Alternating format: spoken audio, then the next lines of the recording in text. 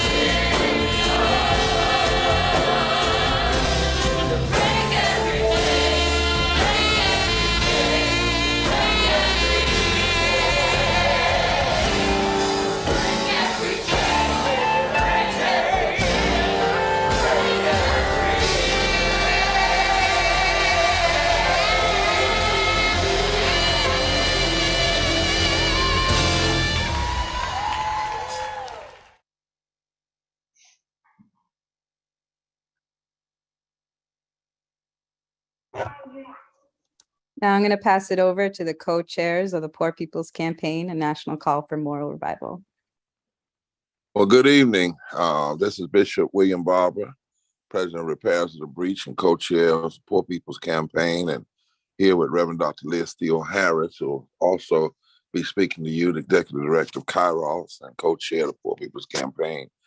You know, Zig, I know when to say something and I know when to be quiet. I've learned over the years. And that song says it all.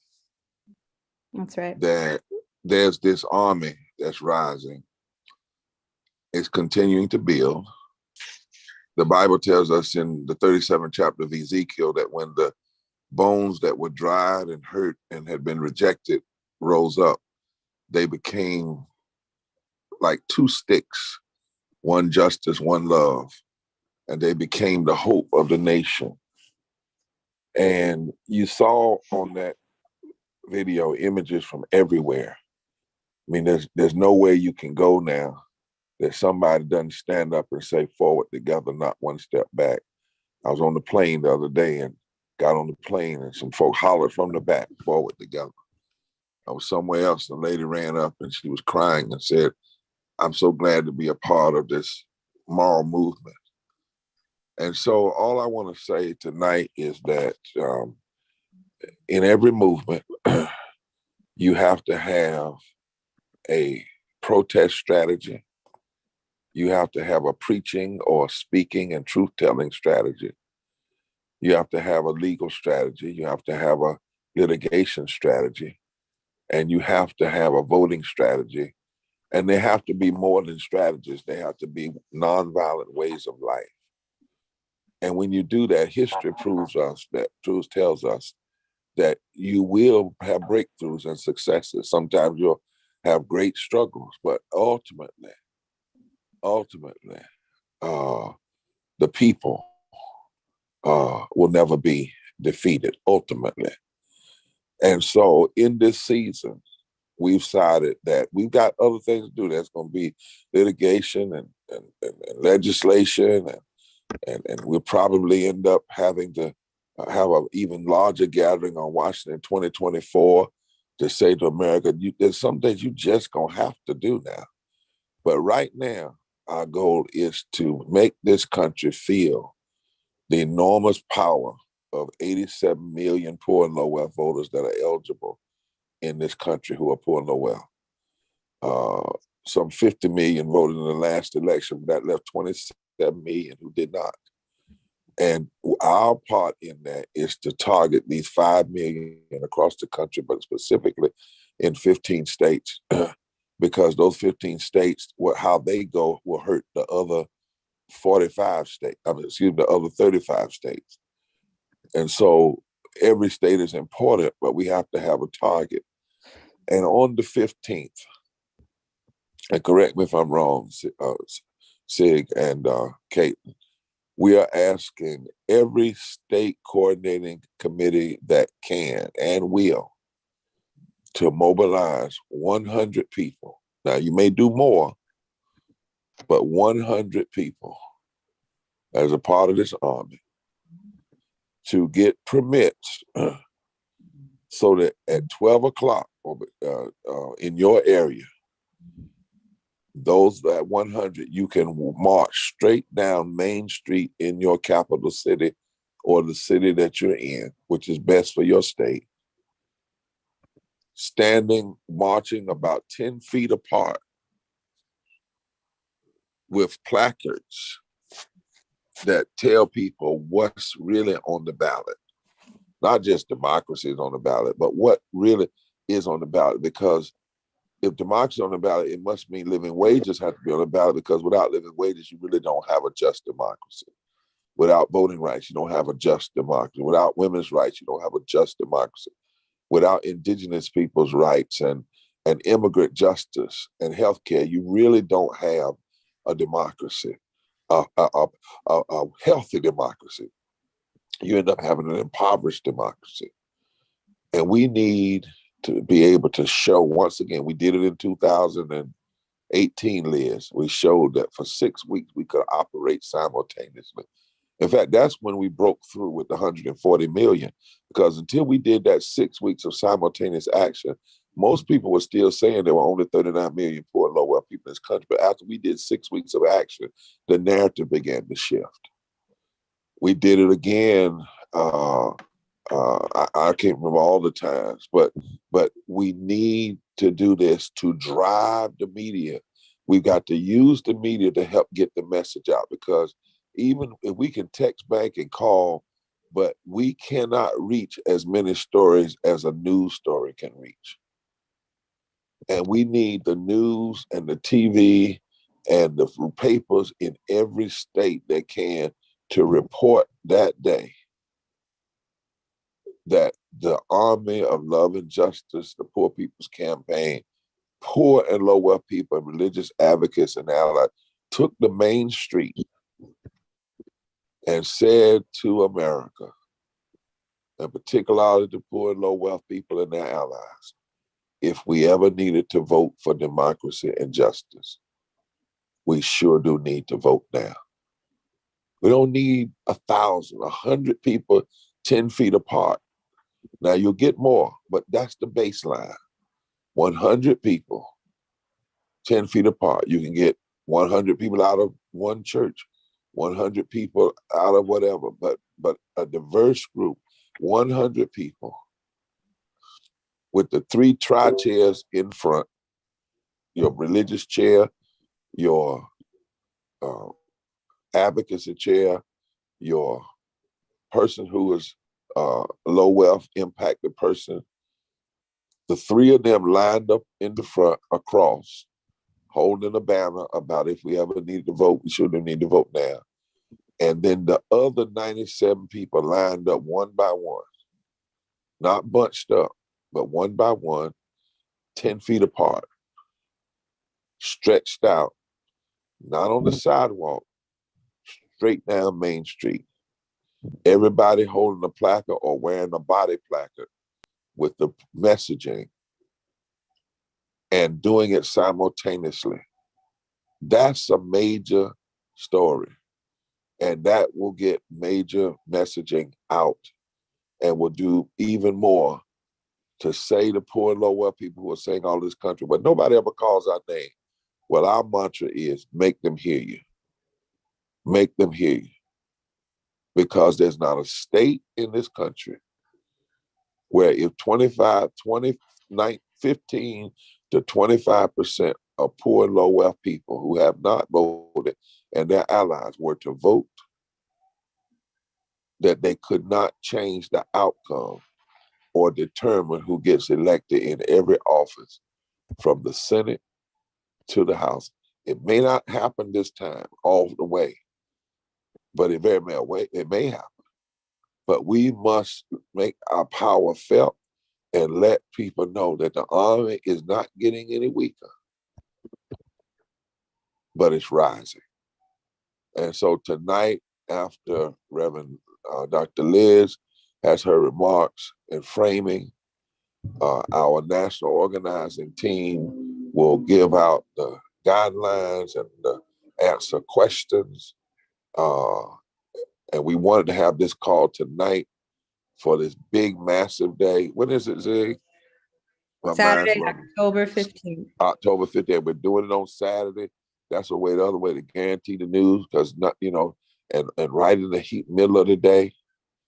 And for those that may be in other religious traditions, we're gonna work out something for that. Some persons have even said that they there's some ways they can still act, and we don't have any problem if some folks act on that Friday. It might be that certain religious traditions do something on one day. Nothing wrong with 2 days, but on that one day we want to be simultaneously active.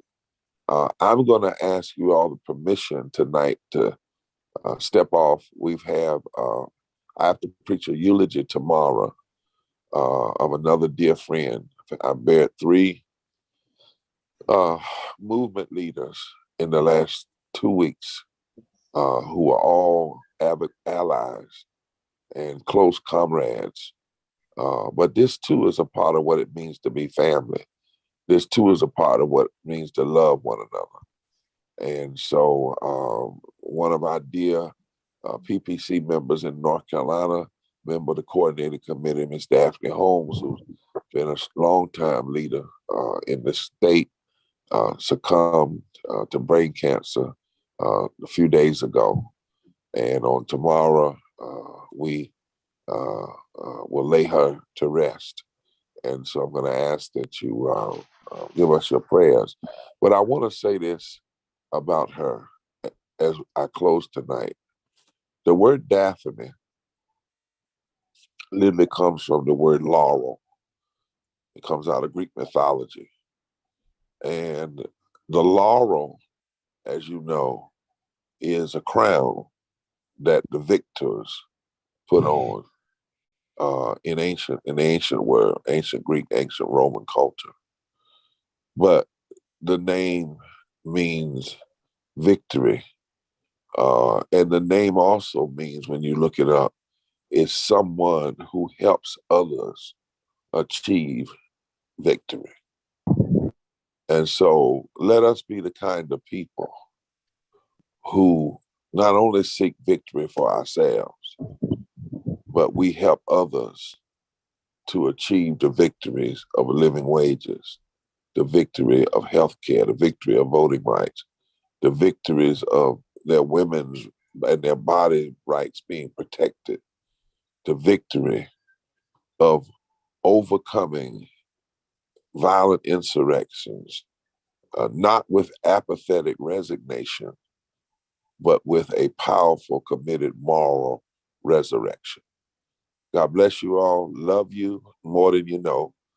And we look forward to us acting simultaneously in a way America has not seen on October 15th, saying if we ever needed to vote for democracy and justice, we sure do need to vote now. Love you all. Take care. Thank you, Bishop. Reverend Liz, I'd love to pass it over to you to talk to. It's almost 500 folks we have here in the Zoom and more joining us online. Indeed, indeed. And it is a powerful uprising of this army, this nonviolent army, gathering here this evening and in states across the country. So many prayers out to Bishop Barber and to the movement family in North Carolina. So many prayers out to our siblings in Florida who are still feeling it and still reeling from the devastation and loss. And our Poor People's Campaign leaders there who have been, both getting attention to the issues and making sure to connect people up and insist that we should still be able to vote in this election, especially as these kind of crises and storms rage on, and so many prayers and love to everyone in these not easy days. So I was reflecting a little bit on both what Bishop Barber was just saying and obviously the powerful video that we opened this call with, and with this amazing movement song of Break Every Chain. And it was making me think about the words. And most of you all who know me know many of the different words of Reverend Dr. Martin Luther King Jr. are important and special, but especially when he called for a Poor People's Campaign in December of 1967. He said, "The poor and dispossessed of this nation live in a cruelly unjust society. If they can be helped to take action together, they will do so with a freedom and a power that will be a new and unsettling force in our complacent national life." And then he continues, it says, we will be recruiting thousands of poor people to come to Washington and to practice nonviolent skills. This intergenerational, multiracial, nonviolent army of the poor will break through, right? And so just thinking about this amazing action that folks are coming together and organizing on October 15th in the midst of these 50 days that we've been, reaching out and touching millions of voters, after we pulled off one of the largest historic gatherings of poor and low-income people there on Pennsylvania Avenue in Washington, D.C. for this mass poor people and low-wage workers assembly and moral march on Washington and to the polls.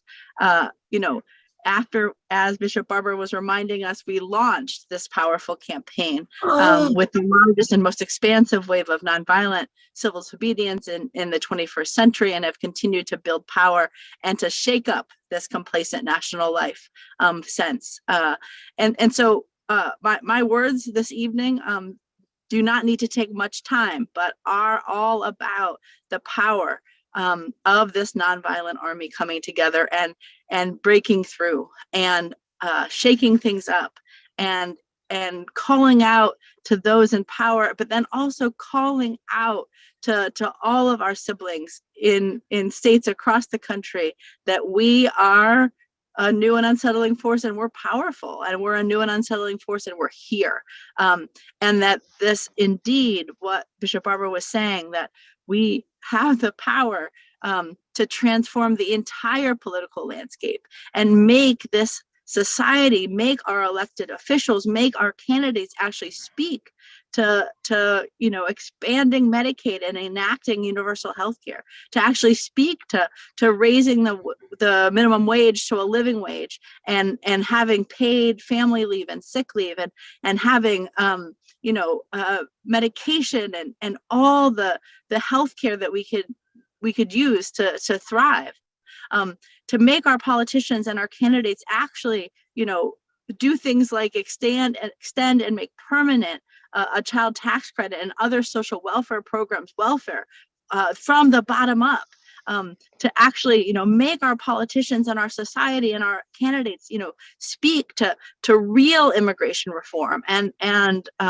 to end this mistreatment of our Indigenous and Native siblings, to have our society, actually reach out and enact all of the demands that this campaign has put together, that's based on the needs and the necessities and the priorities of the 140 million people who are poor and one emergency away from absolute economic ruin. And we know that we are making a difference, and we know that our votes are powerful, because what we've seen over the past election has been, this rolling coup to try to take away the already impoverished democracy and voting rights that we had. And so we will continue to fight to actually expand and protect our voting rights, as we at the same time fight to build up this nonviolent army of the poor, to be able to win it all and win it now. And so really looking forward to being on the streets with you on October 15th, and looking forward to also then being able to share amongst ourselves and amongst our states about this powerful uprising. And as Sig started us off with, please sign up to join these text banks. Please sign up to be doing canvassing. Please get involved and continue to pull in other people, because we are making a difference. We are touching people, and we are going to transform the society from the bottom up. So really excited to hear more of the details, more of the way that we're going to actually be organized on the 15th. And I'm going to throw it back to you, Sig, and to others. Thanks, Reverend Liz, for those powerful remarks. And yes, please, I'm going to ask Mads, please drop that link in the chat again, how folks can get involved as soon as tomorrow. Text banking folks. So great. Such a great team that we have. Hundreds and hundreds of people every week reaching out to their neighbors to make sure that they have a plan to vote. They know where and how they can register, and also making sure that their family, their friends, their congregation members, the person at the deli, everybody knows how and where to vote and what's at stake and what's on the ballot. So on October 15th, like we've been talking about all across the nation, we're bringing our demands to Main Street. We're going to organize a march in every single state that's able to, with at least 100 people. And like Bishop said, at 12 p.m., your time, to uplift the issues of poor and low wealth people and low wage workers. We are going to center our campaign demands in this midterm election and mobilize poor and low income people and low wage workers to the polls. Like Bishop said, it's not just, democracy and justice that are on the ballot. Those are real, tangible things when we say that our demands are our votes. We're saying, voting rights are on the ballot, living wages are on the ballot, reproductive justice is on the ballot, healthcare is on the ballot, and our climate is on the ballot. So that's how we're going to make them hear us on October 15th, by getting into the street, bringing our issues onto Main Street. And now we are going to hear from some folks all across the country who are doing just that. We're going to hear how they're organizing and mobilizing for October 15th. And what they're doing in their community to get out the vote. So first, I'm going to see if Linnell could come off mute and share with us from Baltimore, Maryland, what they're doing for October 15th and share her story. Yes. Greetings. I'm Linnell Fall from Baltimore, Maryland, where the late, great Elijah Cummings presided. And we're working really, really hard. I have 2 positions, tri-chair and SCO, and it's kept me quite busy, quite busy. And we are canvassing all over Maryland, working with partners and creating new alliances.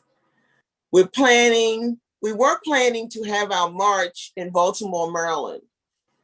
But because there was a marathon, and all of the streets heading towards our city hall are going to be blocked. We can't go to the Capitol because there's another event going on, a boat event. You can't go to the Capitol either. So we decided to go to Westminster. And it's very interesting because in our planning, it's all coming together. We're planning, each team member is planning to bring at least 10 or more members and friends and creative individuals to come to the march. And the march will be at City Hall on the lawn. We will be gathering there. We will have drummers. We will have our musicology. We will have our leaders, regional, our policy committee, because we have a policy in Maryland where we are asking everyone to sign this End of Poverty in Maryland bill, which is very exciting. It's gathering a lot of momentum. It's gathering a lot of momentum, and we are really fighting to have this to be passed. We have several ballots that we are pushing. Our comms team is really pushing out a did you know? We have a question K. We have know the facts. Marijuana criminalization has created racial injustice and mass incarceration in Baltimore, and we are voting on this bill also. We really want to bring attention to the poverty and the low income in Westminster, because 5-year-old children, children in this county, 62.5% of them are poor and low income. These are the 5-year-olds. The females at the age from 6 to 11 is 12%. And by the time the females turn 15, it's 37%. They are below the poverty level there. And there is a serious issue with low income and poverty in this area. And we want to bring light to that. We want to empower them to stand up and speak out and I have a great understanding that voting is power. If they don't use votes, this will continue. So we are going there to encourage them. We have the NAACP there. We have the League of Women Voters there. We're going to have the Unitarian Church there. We're going to have other partners and individual groups that want to table and stand with us and align themselves with us, because this movement is moving in Maryland. It's breaking down barriers. People want to join us. People want to change what is taking place. We are finding whosoever will is coming to the table and saying we need a change. And I want to encourage those of all of us that are out there that we are really making a difference and we are really doing God's work. And this is the most powerful work that I've been engaged in all of my Christian walk, to be out here empowering and helping from the bottom up and speaking out against injustice. And then I want to encourage our voters, our reformers, our team, that we must act after this election to guarantee fair and equitable implementation of justice reform. We demand an end to the structural injustices created by bias, law enforcement, bias, treatment within the legal system, and use of law that drives mass incarceration while making communities less unsafe. We have a lot of work to do, but together we'll make that 5 million mark, and then we will continue for 2024. And yes, they will hear us. They are hearing us. Right. Very upset. And That's let me right, now. Let everybody, let other folks speak. But we do have an issue here in all parts of Maryland, from the Appalachians to the Southern Poles. We have a lot going on here, and we need to empower each other, stand together, and become more and more unified to get the work done. Thank you. That's right. Thank you so much, Linnell, for sharing how you're mobilizing for October 15th, what it means for Maryland and for the country. And I just want to share, just say one sentence that you said one more time, that this movement is moving. We're going to start using that and saying that more and more, because it's true. This movement is moving. And next, I want to invite Brother Carter from California to share how they're getting this movement moving in California for October 15th. Thank you, Siggy. Hello, people of color, my sisters and brothers. I'm Brother Carter here in Sacramento, California, which is the heart of California, where we have over 20 million people in poverty. And it's a shame because we're fifth in the world economy.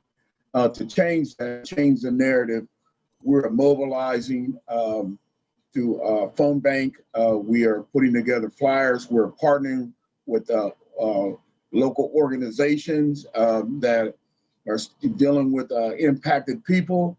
Our plan is to come together in the heart of California, in the heart of the city, which is Capitol Mall. We'll start at Crocker Park.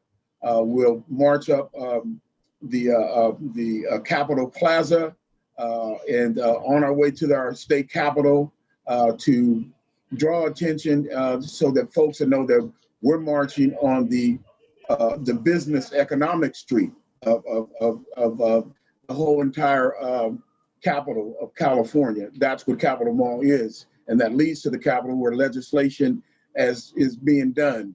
So to have the signs out and have everybody with signs, and to make sure that they're talking about economics and why they're in poverty is very important. We have to see today that our backs are against the wall. You know what I'm saying? We represent the democracy that is needed today, that they're trying to take away, because that democracy represents every woman, man, and child of different sizes, shapes, and colors. And we formed that in our moral fusion. And we're going to make sure that we present that, here in the state of California. It's not just here, but it's everywhere. Let it be known that it's a small drip that makes a big puddle in anything that you do. And through that puddle, you can create a river. And that, when I'm talking about, that's a flow of people, that are energized, motivated, and ready to go to work. And that's what we have to be. At this time, our backs are against the wall, and we refuse to die and say give up. Well, are we gonna say the road is too hard? No, we're not. We're gonna say that the road is there, and we're gonna go down it until we get to the light at the end of the tunnel. And that's what it's about with each and every one of us that is in this movement today, to make sure that we can continue, to be a voice, because a closed mouth don't get fed, but we have to be heard, and we have to let other people around us hear us and what we're talking about when it comes to a moral fusion, and when it comes to the Voting Rights Act, when it comes to the child tax credit and low-wage workers and impoverished people without housing. We are connecting also with the unhoused itself, the people that are the homeless, Sacramento Homeless Union, the statewide union, and having those folks connect with us also. So it's important today. Know that we're at the fierce urgency of now. We have love on the front line, and love on the front line is a dangerous way to live, because in the end, no one wins until we get to the place that we're trying to get to. So let's get there. Thank you. God bless you. And remember, forward together and not one step back. And remember, when we live from the bottom, everybody rises. And let's continue to be a new and unsettling force. That's right, Brother Carter. We got love on the front lines. That's right. Next, I want to invite Courtney from Mississippi to share how they're mobilizing in Mississippi for October 15th.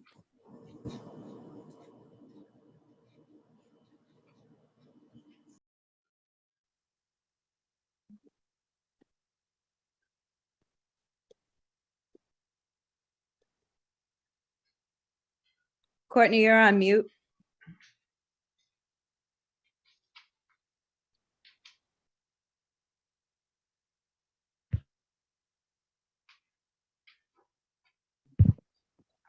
Hello, everyone. Sorry about the delay. How's everyone doing tonight?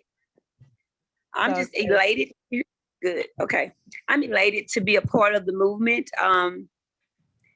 If there ever was a time is now.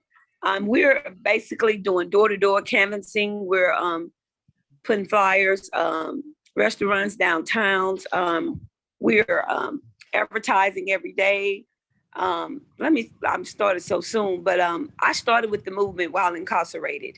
Some of you may know and some of you may not. I was sentenced to 15 years in prison. I started with the Mississippi Poor People Campaign inside, and they gave me an opportunity, and now I'm full force moving with the movement every day. Been home 8 weeks. I do know personally firsthand what a racial injustice is like. That was one of my so-called charges. I went on and I won twice with the Mississippi Court of Appeals, went on and the Mississippi Supreme Court reversed that action.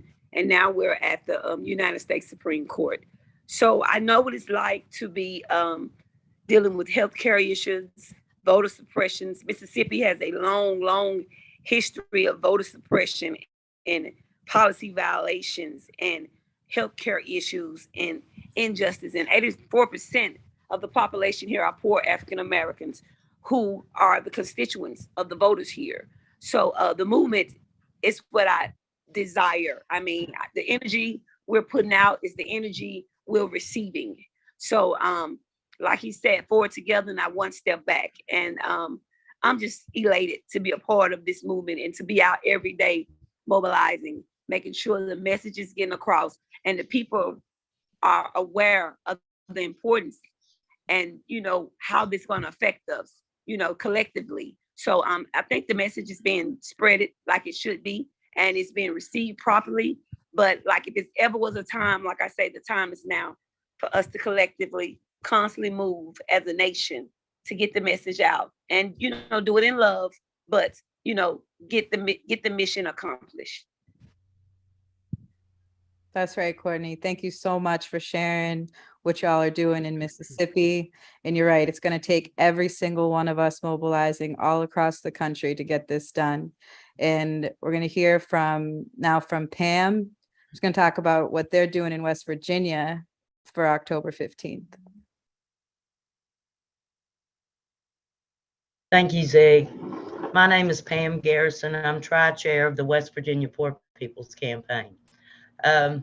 Like Linnell, we were planning on having our event at the Capitol in Charleston, but because of circumstances, the same thing, streets closed off and everything, we've decided to have our march in Jefferson County Courthouse, where the late, great John Brown was tried.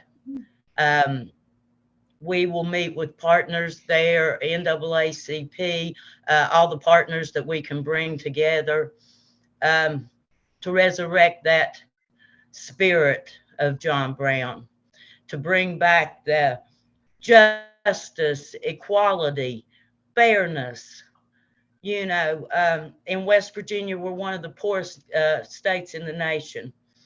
And my people has lost heart. They've lost hope. And with that void has been filled with bigotry, fascism, lies. And we've been working for several years now here in West Virginia to try to change hearts and minds and to get the truth out. And we're coming together. And I'm like y'all. I've seen the movement grow. I've seen it grow here in West Virginia. And after, we're going to march down Main Street in Jefferson County, down all the way to the other end of town to a park called Evetts Park, where we'll be joining the environmental Eastern Panhandle Green Coalition environmental groups there that will be waiting on us. They will have things set up for like a community fair and stuff where we can fellowship, we can continue registering and educating people, and hopefully change hearts and minds here in West Virginia. So thank everybody for all your hard work that you're doing. And thank you for having me. Thank you so much, Pam. You're right. All of our hearts and minds are together in this fight, in this movement, in this moment to mobilize and organize, not just ourselves, not just our communities, but bringing more and more people in. We owe that to this country. We owe that to our states. So thank you for sharing that. We are just about done for the evening, but we're going to take just a couple questions about October 15th. So field team, please help me identify some folks who have their hands raised. I think we'll have time for about 3 questions before we have to close out for the night.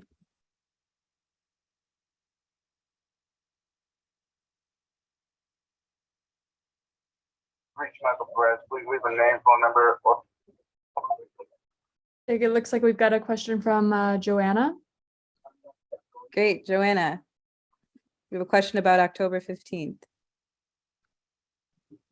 Oops, thank you. And this was also posed in the chat by someone else. Is there a link that will tell us where everyone is marching by state?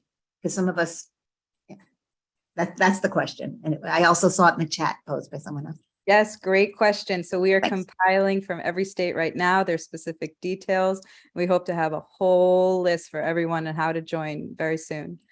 Thanks so much. And thank you all for this evening. Thank you. Oh, let me get my hand down. Gavino, did you have a question? Yes, I'm calling from Austin, Texas, and I was wanting to find out if there was organization that is conducting something here in Austin, Texas. Great question. We are compiling where all of the March locations are going to be right now. And we know Texas is definitely planning something. So we're going to make sure that everyone here has the ability to see that as soon as it, the same way that you learned about this call tonight, you'll receive that information with the list of where and when actions are. Thank you. You're welcome. We'll take one more question about October 15th. We've got a question from Shirley.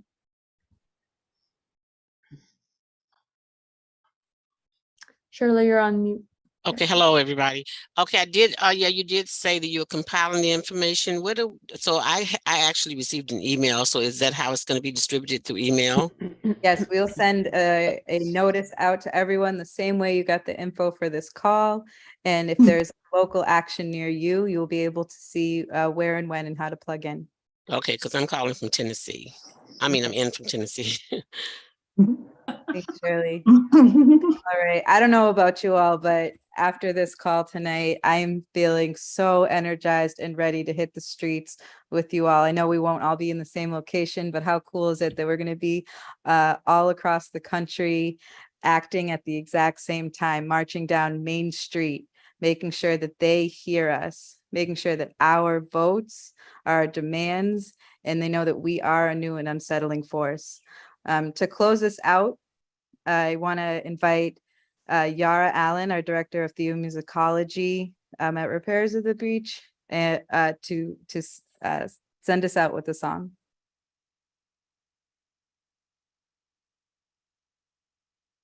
Good evening, everybody. I came in just a little bit late, but I'm telling you, I came just in time to hear that everybody's fired up and ready to go. I'm sitting here in my home tonight, blessed to be with 4 generations, my 94-year-old mother, myself, I'm not gonna give my age, my 32-year-old daughter, and my 6-year-old grandson. And my mother has seen some quite a few elections, and I'm empowered by her. And I've empowered my daughter, and my daughter is empowering my grandson. And we mean business, and he can't get out and vote right now, but I bet you by the time he's ready, he is going to be ready.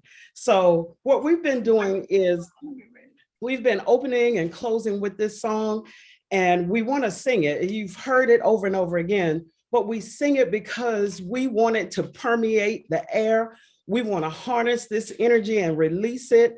The song is Come On, Come On, Come On. Don't you want to vote? Yes, I'm going to vote. And I have my grandson here who runs in because that's his song.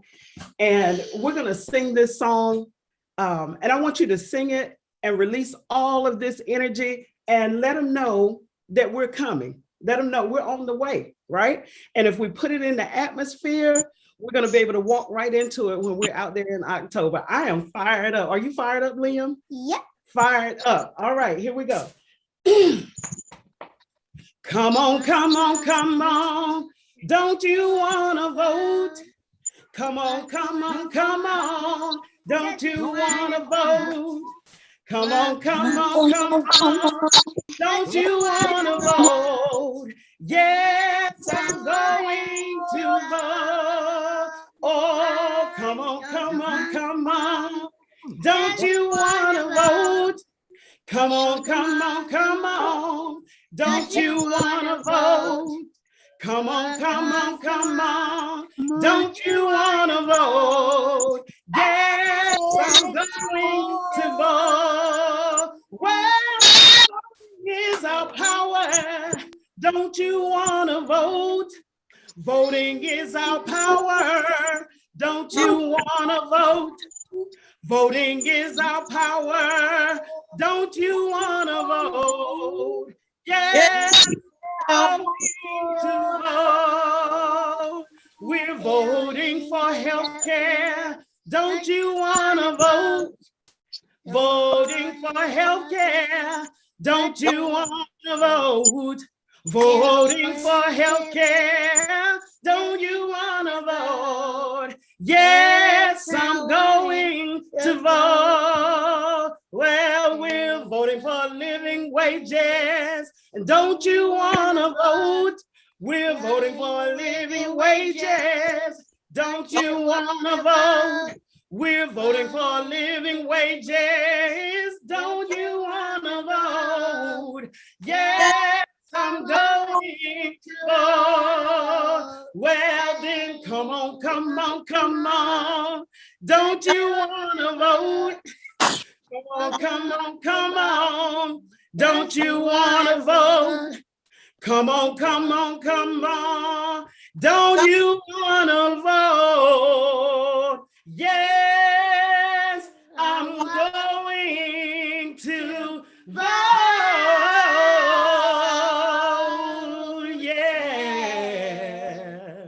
Yeah. Thank you, Yara, Liam. That was a beautiful duet.